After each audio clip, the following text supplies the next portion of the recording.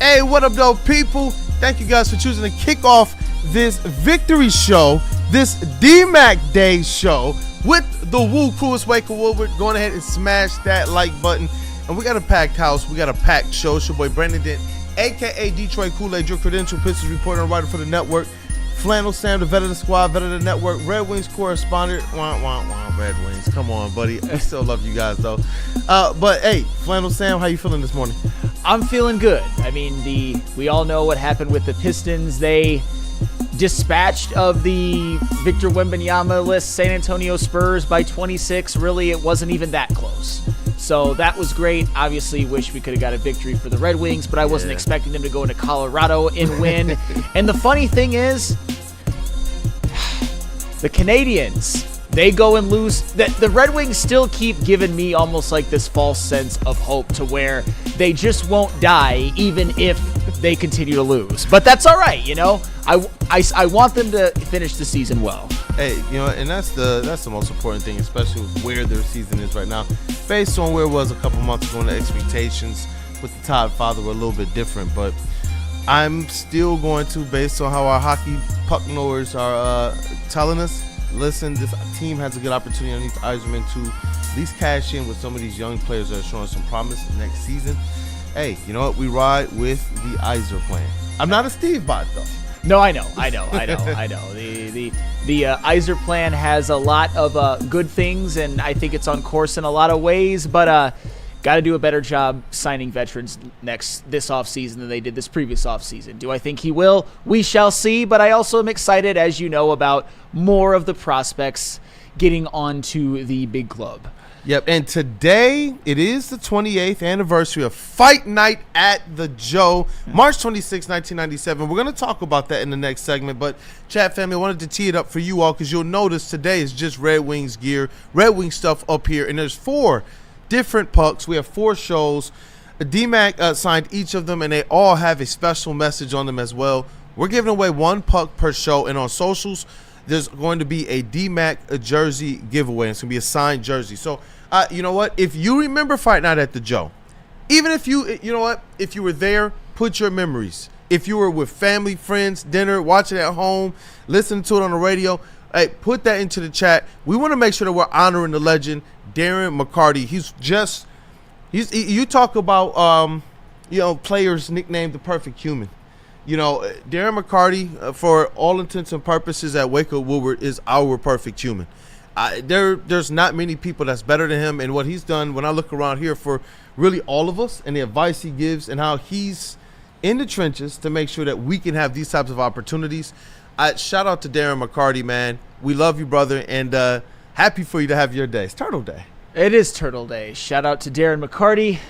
Obviously, we appreciate him at Woodward Sports, and I know that Red Wings fans do as well. He's the king of every room he walks into. I've got to see it firsthand many, many times, and sometimes it's like, man, that the kind of sometimes you wish you could just like have that kind of power for a day, but the fact that we're all friends with him, the fact that we're all close to him, we get to see it up close and personal, and that's pretty cool. Hey, definitely. I can't wait to talk about it.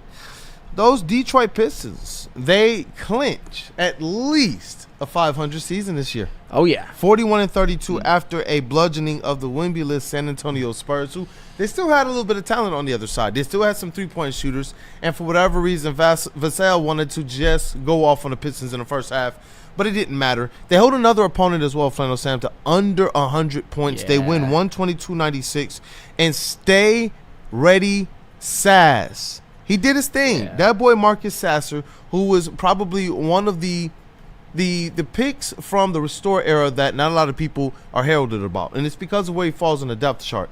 But to see a player stay ready through all the ups and downs, through the inconsistency, shows that this guy takes his opportunities serious.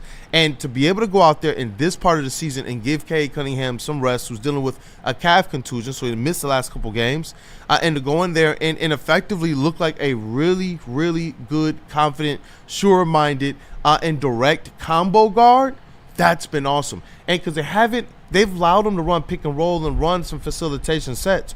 But I've noticed they let it stay balanced with guys like Ron Holland in there as well as Sasser Thompson and Malik Beasley. And you just see a guy like Marcus Sasser thriving. And last night, he led all scorers in the game with 27 points on an efficient 9 of 12 shooting, 5 of 7 from behind the arc. That step back, man, it's becoming his thing more and more. We know that it was something he relied on a lot or could go to in college. And to see him looking more and more like that at this stage in the season, when we're talking about there might be a little bit of dead legs. Players have played a long season, and we know how hard the Detroit Pistons have played this year. But now you got guys who they've managed their minutes, like Beef Stew. So he won't be in the voting for at the end of the year. But my man looks refreshed out there. Ron Holland, Marcus Sasser, Sasser Thompson, who was on minutes restrictions. All of these guys are vital contributors, and all of them are going to be a little bit more rested than some of the other top dogs around the league right now. Yeah, and you can't say enough about Marcus Sasser. The role that he's been asked to play this last couple of games, with the usage, with the minutes, he has absolutely thrived. That's why we call him Stay Ready Sass. We all know that for large periods of the season, like prior to the previous game, there was a long stretch where Marcus Sasser was pretty much out of the rotation. And unfortunately for him, I think it's probably going to stay that way come playoff time. And he's not exactly a perfect fit. You wish he was a little bit better of a distributor, or you wish he had a little bit more size. But in this situation, the last couple of games with Cade Cunningham being out, we all know Jaden Ivey's been out for the majority of the season. Marcus Sasser absolutely thrived. In these last two games in which the Pistons are 2-0 without Cade Cunningham, which is an accomplishment in and of itself, Marcus Sasser is giving you 24 points per game on 71, 67, 90 shooting splits. I understand that it's just a 2-game sample size, but that's some pretty decent volume that he was getting those splits on as well. And he is developing, as we see before our own eyes, more of a bag. You mentioned his step back. He's a really good shot creator for himself, and he's showing that when he gets the opportunity and usage. Getting it even into the lane, finishing at the rim, finishing amongst the trees, as my old coach used to say, especially for the little fellas. I mean, he's about 6 foot. I remember at the press conferences, stand just a little bit taller. But he's playing like a 6'2", 6'3" combo guard with, like you said, every tool in the bag right now. And he's just going to work. That's what I love about this team. I know tomorrow we got the legend T. Foss and Summer in the building, and we're going to talk about which of these players fit best on the going to work of the Bad Boys Pistons.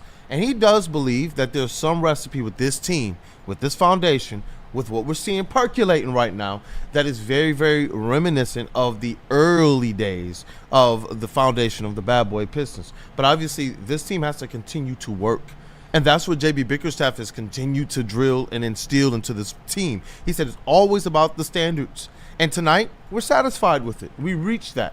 And so this team is continuing to push. They're not resting on their laurels, and this is what you need as you're entering into the playoffs. You need some players who can step up and be those energy guys.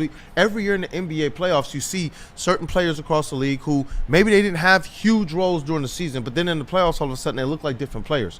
That's what I do believe we're going to get out of guys like a Ron Holland. I think people are going to be like, whoa, who's Ron Holland? Yeah, you're late to the party.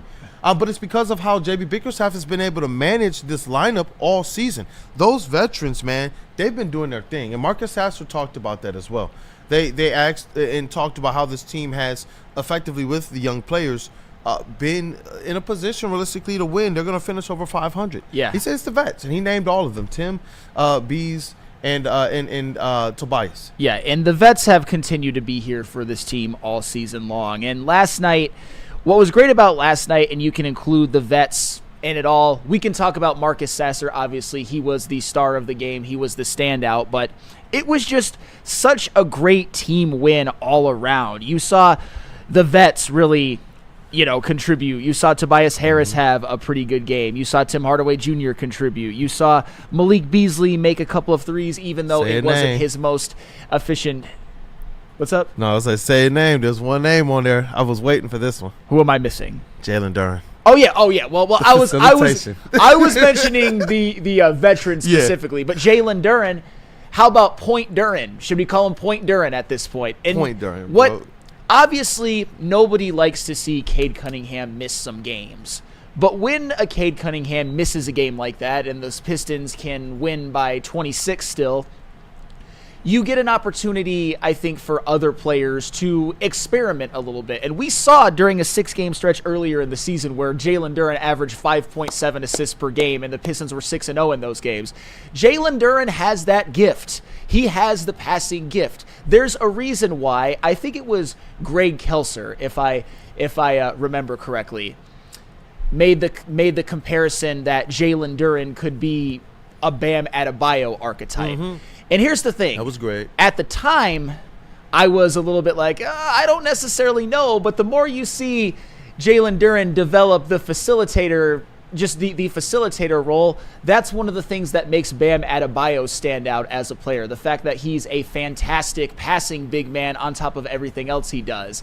We're seeing that from Jalen Duren, and if Jalen Duren can become a Bam Adebayo type, this team could end up being a perennial championship contender. And the thing with Duren, all he really needs to develop, I think, is more of a consistent jumper. But other than that, he's got all the tools to be a Bam Adebayo. Hey, Jalen Duren, go get your McDice on. Go and get your McDice on. And I think he has the bag. We see him sometimes in these practices and shoot-arounds working on that type of stuff. So he's continuing to hone those skills. And in the games, J.B. Bickerstaff is making sure to put him in a position to use his best skills. While, maybe in the past we've seen him try to do a little bit too much, I think simplifying the game right now has put him in a position to be point Duren. He's a hub. As soon as they throw that ball to him at the kind of free throw extended and he turns around, I already know he has the ability to do the triple threat. Hey, right now we'll call it the double threat because we want him to be able to get that pop ability. But his athleticism and his ability to kind of put the ball on the ground one time and get to the rack, no matter where he is in the half court, that's just been effective for him. We've even seen him get to the rack from the three-point line off of failed DHOs. So Jalen Duren, when they talked about the whole Sean Kemp thing, when Greg Kelser sat in that chair that Cavaliers Chase is in right now and mentioned Bam, that to me is music to my ears because we're starting to see Jalen Duren step into the levels of versatility as a player, as a big man that they stated. They were, a little pushbacky on labeling him as a 4 or a 5, and they just said, that dude's a front court player who can go and get it. And I remember Dwayne Casey was waxing glowingly. He set up the Krispy Kreme as well as Troy Weaver for Jalen Duren, and now we're really starting to see KG's number 2 on the team start, doing his thing in a big spot with Cade out. Who led the team in assists last night? It was Jalen Duren. Jalen Duren. Yep. And shout out to Dennis Schroeder too, but it's just unbelievable. The pass that sticks out in my mind, I posted it online as well. It was that he dribbled once to the right, and it looked like the defender thought there was a pick coming, and Sasser just cut back door. And he just, I don't know how he was able to just, thread the needle with that pass between two defenders, but right over to Sasser for the finish. And you just see Sasser turn around, or Jalen Duren turn around like, he knows it, man. Yep. He got the feel for the game. And I'm so glad that you mentioned that pass and that connection because we saw what Jalen Duren was able to do, impacting the game greatly as a facilitator. But you also saw who was on the receiving end of that one, Ausar Thompson. And Ausar, we all know that there have been moments in the last couple of games where he's gotten himself into a little bit of foul trouble, maybe not played as many minutes against Dallas as we would have liked. I still think that wasn't J.B. Bickerstaff's finest moment, but I forgive him for that. They're a 41-win team already. But you see Ausar, when he gets the usage, when he gets the minutes, he plays extremely well. He gave you 14.6 rebounds, 3 assists, 2 steals, efficiently finishing on one of those Jalen Duren assists. That's really what you want from him. He's a fantastic cutter and a fantastic finisher. Shout out to Tobias Harris. Y'all know I like my stocks. 3 steals, 1 block for him, 4 stocks. But shout out to Isaiah Stewart. Yeah. I know we call him Beef Stew. He's on that Flannel Sam diet, man. All meat, no sides. 3 blocks. Call your mama. Cry about it. Hey, 3 blocks, 20 minutes. That's what I love, man. Just seeing how these guys are getting after it, man. Ausar Thompson, a couple steals as well. This team continues to be one that makes defense a priority. This has been one of your better teams, if not the best team in the NBA by the numbers, by the efficiency since January 1 in all of the NBA when you're talking defense. And that's why we see this Detroit Pistons team having the success that they are. It's unfortunate what's happening with Dame Lillard as well.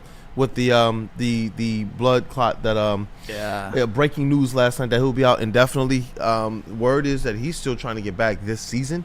But as you look at these standings here, the Pistons do pull into a tie with the Milwaukee Bucks for the 5 seed, but they do sit a couple games behind the Pacers right now for that 4th seed. So got 9 games left to go in the season, and it's going to be an interesting finish to how this thing goes, because playoff matchups aside, you got the Knicks, you got the Pistons sitting right there for all of prime time. And I'll tell you what, if Dame can't come back for the playoffs, as much as I respect Giannis and think that he's still the best player in the East, and I think he's going to end up as, at worst, a top 25 player to ever live, if Dame's out, the Bucks are done. If Dame's there and playing his game, I think the Bucks are potentially a threat. I understand that the Cavs and the Celtics are, top dogs in the East, but we remember when the Bucks have had their postseason success, specifically when they won the championship in 2021. Chris Middleton was a damn good Robin. Giannis can't do it all by himself, and I understand that they're not completely devoid of talent without Dame, but if Dame's out and the first round matchup is Bucks versus Pistons, I'm feeling a lot more confident with new information. Dame Lillard potentially being out, you're allowed to be like, the Bucks matchup looks a little bit more like something the Pistons can exploit.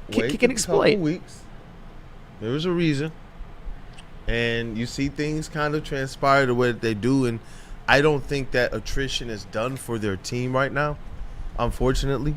But man, it's going to be interesting to see where the Pistons take this thing from here, because they've controlled their own destiny since an 0-4 start. They've controlled their own destiny, and they've taken full advantage of it. So shout out to the Detroit Pistons. They have players that have stayed ready all across this roster. And you know what? Now to get Cade Cunningham back this Friday on a lot of rest for a showdown at LCA against the Cleveland Cavaliers. Oh, that's a big one. That's a big one. I'm sure LCA will be absolutely. I think they're going to get him. Yeah. I really do. I think Cade's going to show out. I think Woodward Ave is going to be jumping. I think the Pistons are going to get one. I don't hate that. I don't hate that opinion at all. And I would be thrilled about it. I think the Pistons owe the Cavaliers one, and Cade Cunningham with a little bit of rest. I like that formula. One thing that I want to address, though, you know how oftentimes, and this might seem like a little bit of a hot take, but I don't give a damn. It's a pro Detroit hot take. Wheezy D313, you say a lot of things that I disagree with that I think are a little bit wild, but Wheezy D313 said something that was interesting. He said that Ron Holland is better than Stephon Castle. Stephon Castle just gets all of the usage. And Wheezy, you are correct. I'm not as high on Stephon Castle as some. I think Zachary Richase should win the Rookie of the Year, not Stephon Castle. And what is my issue with Castle? You won't be surprised when you hear it. He shoots way too many threes, and he can't shoot threes. He's not like Asar Thompson or even right now Ron Holland, who we all know aren't great three-point shooters, but whether it's because of them, the flow of the offense, or JB Bickerstaff, they're more self-aware, or at least the coach has instilled more self-awareness. With Stephon Castle, he just gets too much of a leash to do not whatever he wants, but especially since Wemby's been out and when there's no De'Aaron Fox, Stephon Castle pretty much gets the keys to the castle, and no pun intended, by the way. And he's done some good things, and he's had a good year, but I also don't like that he shoots his team out of games with his lack of three-point acumen. So, Wheezy, on what may seem like a hot take, we are actually in lockstep on this one. I got to give you that one because I've talked a lot of crap about other things you said. And that goes back to the big board as well that we broke down last year during draft time. We had Detroit Kool-Aid's top 10, and that was the notion. With Ron Holland, it was that this guy was still an effective player despite the lack of three-point shooting, and he just chose not to shoot volume because he wasn't that good at it.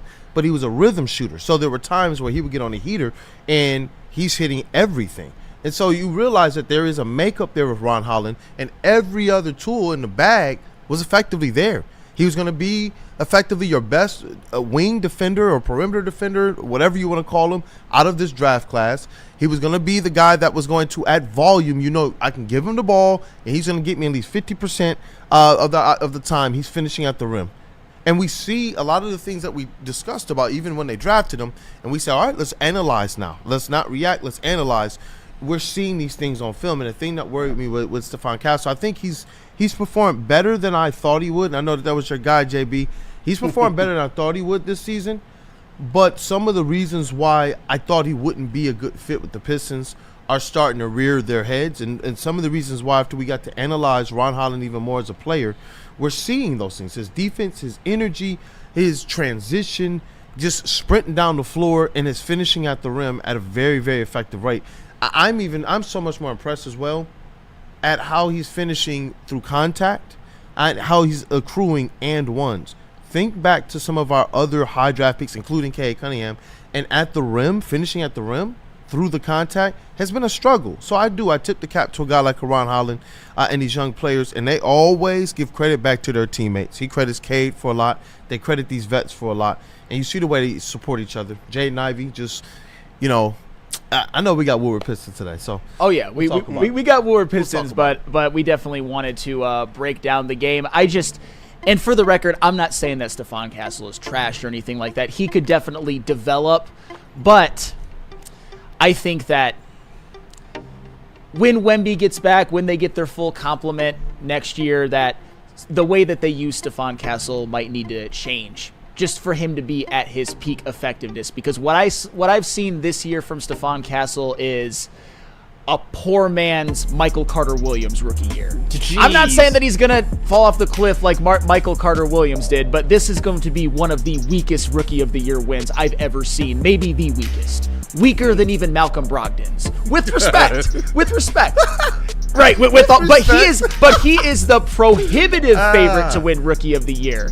And I think it should be Zachary Richase, personally. I know that Richase hasn't had like the playmaking that Stephon Castle does, but he's been more efficient, and I just think he fits in better with the Hawks than Castle does. I like with the him, Spurs. I like the flow to Matas Buzelis' game.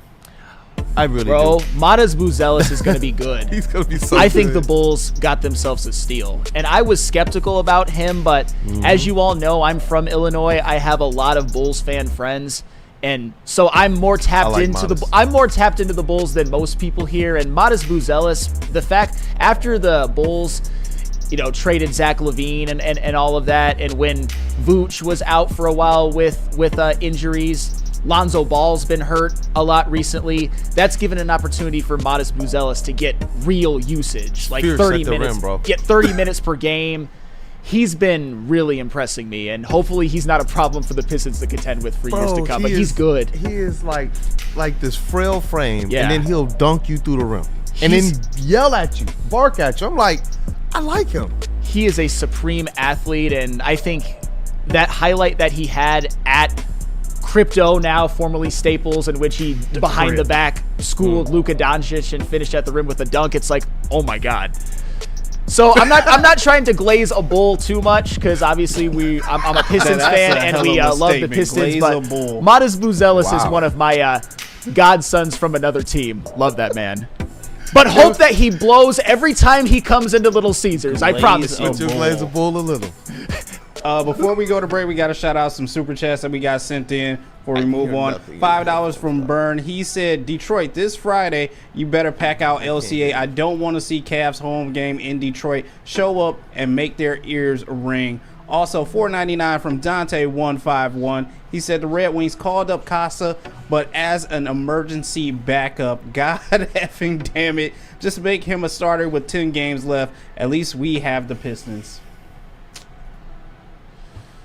All right. Hey, I think we need to hear from Phil. You know what? I know we got to get into DMAC Day. I want to talk about this event, man, and give it its proper due. I remember watching it, and as I got older, I remember seeing it like live, but as I got older, there were certain details that I was like, yo, DMAC is a poet, bro.